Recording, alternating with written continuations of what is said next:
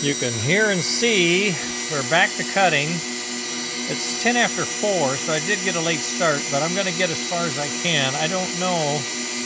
I mean, I may not be deep enough. As I can see from the simulator, I'm not very deep. So we'll see what I get and rearrange everything from there. It almost looks like I'm not going deep enough in the back side, but it's really hard to tell. I'm cutting from the middle out, so we'll see. I'm going to let that run. I'll show you some other stuff. I did finish my investigation on the sound system on the transformer. Oh, I had it here a minute ago. Oh well, I'll find it and show it to you. I'm also printing Leon's parts. I've got his motor fields printed and assembled with the arc and booster magnets, so it's ready to. It's okay. It's ready to go. I've got his side rails printed, and I've got the pivot frames, and I'm just now getting ready to print the axle adapters. These are the spacers. They'll be in black as well. Then I need the top hat, I call it, or the bolt that goes down to the top. And I print 2 of those, and then we should be ready to build this thing. And I'll try to do some video of the assembly process so you can see some of the trickier components that I have to go through. One thing that I was doing later, and I hadn't really talked about it much, was I was using 10,000 shims. Sometimes I didn't have the spacing exactly as good as I wanted on this pivot piece. And since I'm using a shoulder screw, that shoulder may be a little long or short. Typically it was long, and it would allow the side plates to flop. And in some cases they'd flop so much the wheels could disengage if the track was rough and it was having trouble getting around. So I found that I try to control that as much as I can in the print process, but during assembly, if I find it's too loose, I put a 0.01 shim in the screw, and that pulls it in and tightens it up. Still makes it nice and loose. This one is shimmed, you see, and it's nice and loose. There, you can't see it if I don't show you, right? Well, trust me, it's nice and loose. Boom. There, you can see how it goes up and down. See how it wiggles. Okay, nice and loose. It's good.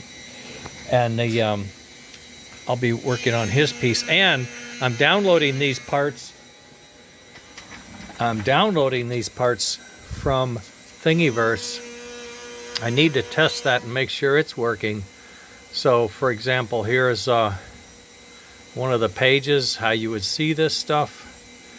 And I'm in as myself, so I can edit things, so you won't see that. But here you got a button, download all the files.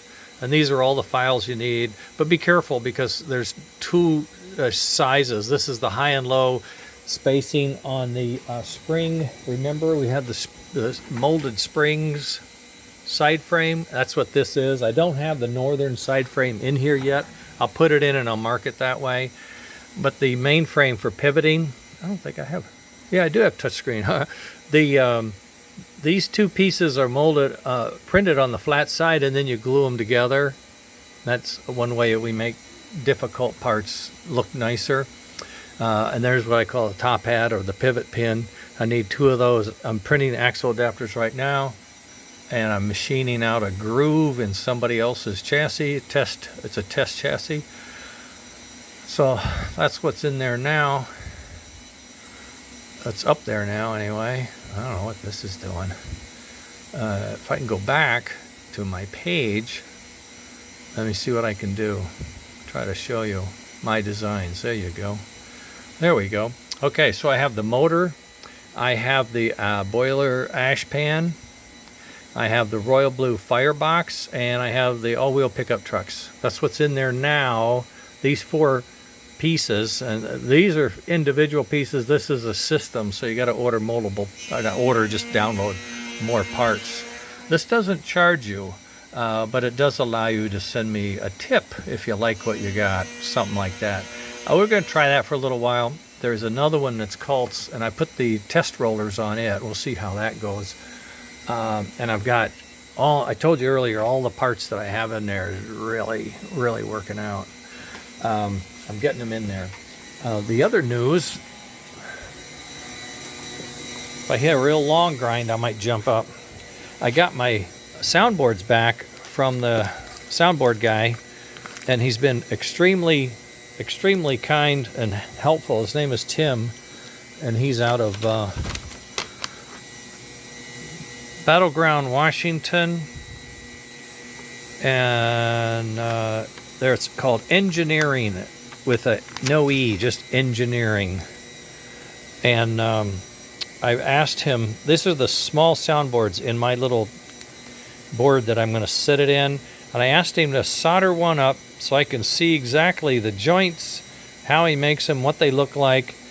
And I can tell you what, he's using a hell of a lot thinner wire than I am, and his soldering is impeccable. So now he's thrown the gauntlet down. But I had a bad board, he repaired that, and I ordered 2 new boards. One of the new boards is one of his smaller soundboards. It's called Little Sounds, and it's for size. It's only a single board, and it has one sound. This is a chuff board only, so we may end up with a chuff board only. And if it's this small, I might be able to put it in the engine. I don't know yet. Okay.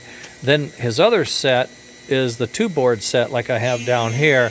And on this particular one, I've added not only the chuff, but the steam whistle and the bell.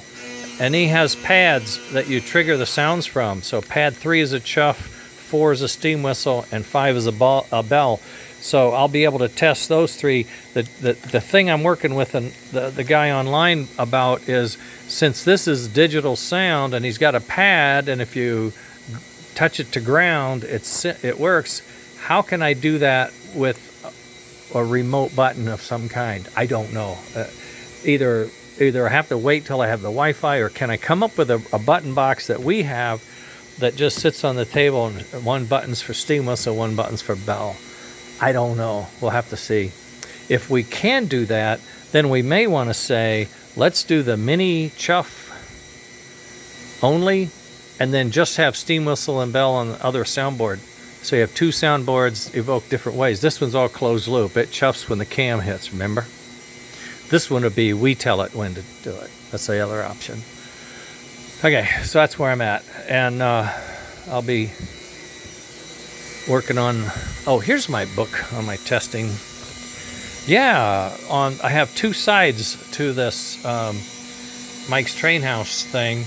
And I didn't get what I thought I was going to get, and it seemed to change. So, when I hit the bell and the whistle, I got different numbers.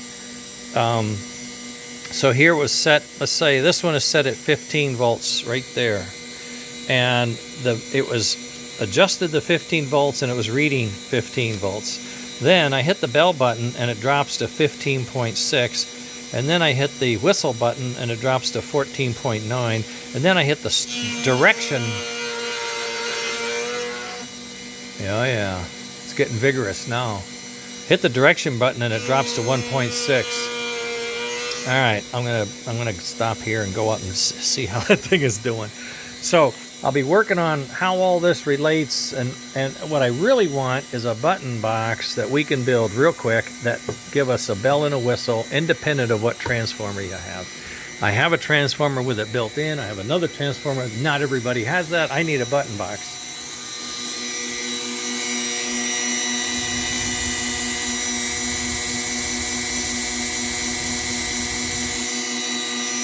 He's just taking another crack at it.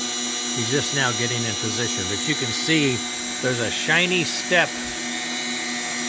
over there on the other side. You can see it right past there. See that shiny step? That's where he's been machining. So he's going to come along that trajectory and go straight down and clean up the holes that I drilled out chunks, but he's going to make it machined, and that's pretty cool. Here we can see in the simulator where it's at. It's coming down. He's only got about 5 passes left, so he's not going to get very deep, and I'll have to reprogram it to go deeper. But that's okay. I wanted to get started, get going on it, take a look at it, see how it was doing. Oh yeah, you hear that?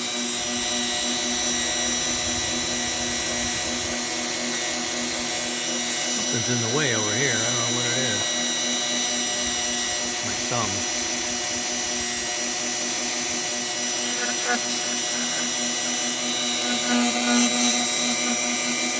I'm gonna get my measuring out and make sure my part isn't vibrating off or something like that. So I'll get back to you guys. Thanks. Take care. Love you. Bye.